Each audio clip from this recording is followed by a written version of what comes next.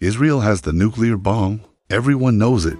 But what almost no one understands is that its nuclear strategy is unlike any other on the planet. It's secret, ambiguous, and at the same time, a pillar of its survival. How does this unique doctrine work? And what differentiates it from the arsenals of the US or Russia? Get ready to uncover one of the world's greatest military secrets. Calculated ambiguity. Neither confirm nor deny. Unlike major nuclear powers such as the United States, Russia, China, or even India and Pakistan, Israel adopts a policy of nuclear ambiguity.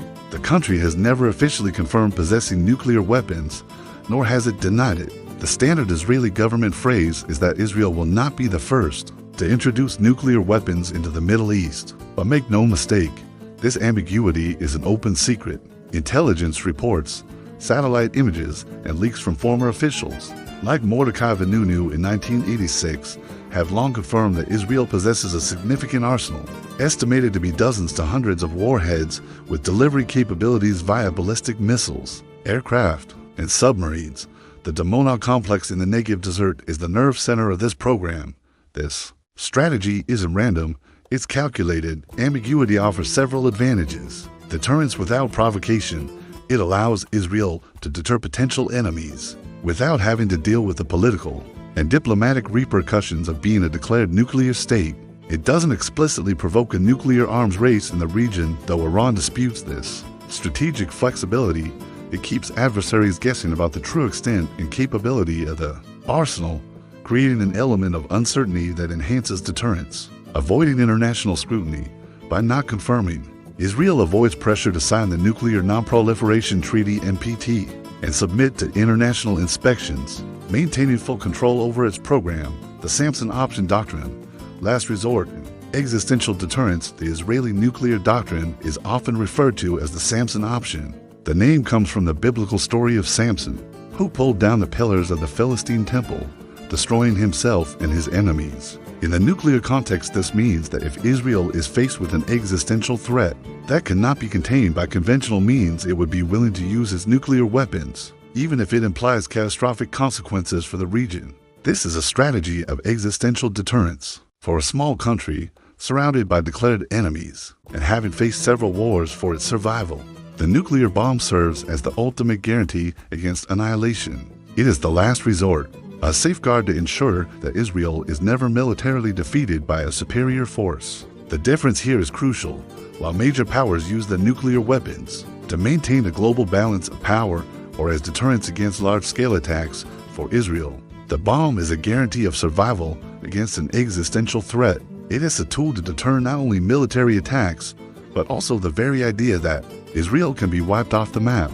Crucial differences: Israel versus other nuclear powers. The Israeli nuclear doctrine stands out in several aspects. When compared to those of other powers, undeclared status. Unlike all other nuclear-armed states, US, Russia, UK, France, China, India, Pakistan, and North Korea, Israel is the only one that does not openly declare its possession. This places it in a unique category of an undeclared nuclear state. Regional versus global focus. While major nuclear powers US, Russia, China have doctrines aimed at deterring superpowers or maintaining a global order, Israel's strategy is almost exclusively focused on regional deterrence. Its primary concern is its neighbors and, more recently, Iran. Arsenal size and purpose. Israel's arsenal is smaller than that of the superpowers, but it is sized for regional threats. It does not aim for a global nuclear war, but to ensure national survival. Resistance to the NPT. Israel refuses to sign the Nuclear Non-Proliferation Treaty (NPT) because it believes that doing so would force it to relinquish a fundamental pillar of its security in a hostile region. Declared nuclear powers signed as nuclear weapon states, while other countries that developed them later, India, Pakistan, also did not sign it, but do not practice ambiguity. Never again culture. The Holocaust experience profoundly shaped Israel's view of its security. The idea of never again is central, and nuclear capability is seen as the ultimate guarantee against the repetition of an extermination. This existential dimension is more prominent in Israeli doctrine than in any other. The three pillars of delivery capability. For effective deterrence, Israel has developed a triad of nuclear weapon delivery capabilities, which ensures that the arsenal would survive an enemy first strike and could retaliate. Ballistic missiles. the main pillar is the Jericho family of ballistic missiles. Jericho 3 South, in particular, have the capability to reach targets throughout the Middle East and even parts of Europe and Asia. They are reportedly mobile and stored in underground silos to ensure survivability. Aviation, modified fighter jets, such as the F-15s and F-16s of the Israeli Air Force, are capable of carrying and delivering nuclear bombs. This offers flexibility and precision for striking specific targets. Submarines.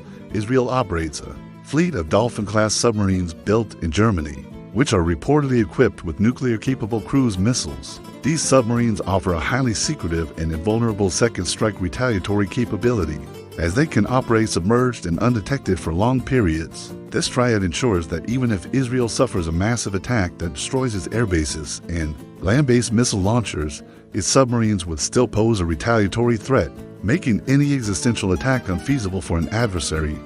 Challenges and the future of ambiguity.